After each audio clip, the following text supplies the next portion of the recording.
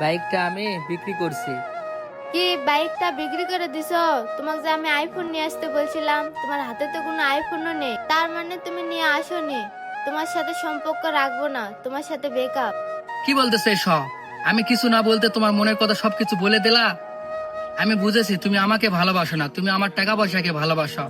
আর শোনো, তোমার জন্য এই দেখো ঠিকই আইফোন নিয়ে আইছিলাম, কিন্তু এই আইফোন আর তোমাকে দিব না, কারণ তোমার আসল রূপ আমি বুঝে গেছি। আরে আমি এটা কি করলাম? সে তো ফোন নিয়ে আইছিল, আমি বড় একটা ভুল করেছি। আরে বাবু শোনো, আমি তো তোমার সাথে মজা করছিলাম, আমাকে ভুল বুঝো না প্লিজ। থাক, তোমাকে আর কিছু বলতে হবে না, তোমার আসল রূপ আমি বুঝে গেছি। তুমি থাকো, আমি চলে গেলাম। এমনই হয় ব্রাদার।